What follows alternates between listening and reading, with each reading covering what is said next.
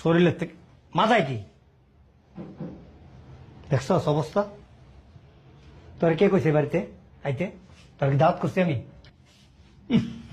শরীরের থেকে কি গন্ধ, মাথায় কি? এই এ বাসা কেন আসছস? জানো না কেন এসেছে? ছোট লোকের বাচ্চারা জাকাতে টাকা নিতে আসছে। আব্বা ডাকে যাচ্ছে নাকি? দেখো না কে আসছে। ও বাবা, হাই কোয়ালিটির জিনিস। জুতো তো তৈরি তো মনে হয়, 4 বছর ধরে দেখতেছি একই জুতা। আরে ছোট লোক জানো না, ভাত খাইতে ভাত পায় না, আমার জুতা কিনলো কিভাবে?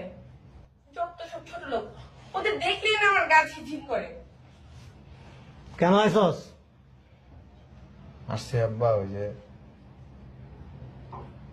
আমাদের তো 2টা নাতি, এবার তো আমাদের ফসল এরকম ভালো হয়নি আব্বা। ওলা 2টা অনেক কামতাছে, যে ঈদের কেনাকাটা করে দেওয়ার লাগে। এত কাহিনী করে বলার কি আছে? হ্যাঁ, গেটের বাইরে থেকে বলতেন জাকাত দিয়ে দিতাম। ওরা অনেক বলতেছে যে আব্বা বাড়িতে চলো, আব্বা টাকা দিলে জামা কাপড় কিনে দিবে।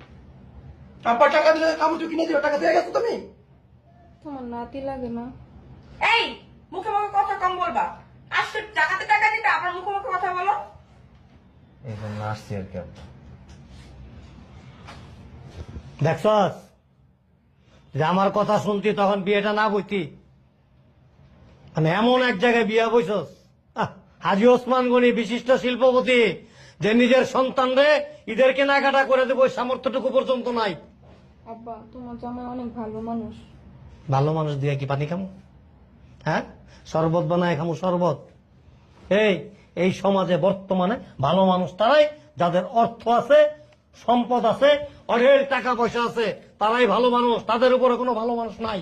আব্বা চিল্লাই না, ফকিনের লাগে আমি দেখতেছি। এই ধরো, 1000 টাকা জাকাত দিলাম, আর 1000 টাকা ফেতরা দিলাম। ধরো ধরো ধরো। আরে নেন, নিবই তো, ঢং করতেছে আবার।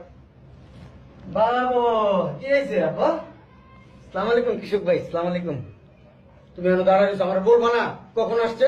ওই যে ফেতরার টাকাগুলো রাখছেন দিয়ে দিতাম। তুমি সবকিছু বুঝে দাও না। আরে বড় ভাই, এগুলি হচ্ছে নামি দামি ফকির, দেখেন না কম টাকা দেওয়াতে ফেলাই দিছি টাকা। এই ছোট লোকের বাচ্চা, এই টাকা কখনো ইনকাম করছিস তুই? টাকাগুলি ফেলাইছিস কেন? এতগুলো টাকা কখনো দেখছস? ধর, ছোট লোক, ছি, ধরতেও ঘৃণা লাগে। বুঝলাম না, তুমি এখনো দাঁড়ায় আছো, ফেতরার টাকাগুলো নিয়ে আসো, যাও। আচ্ছা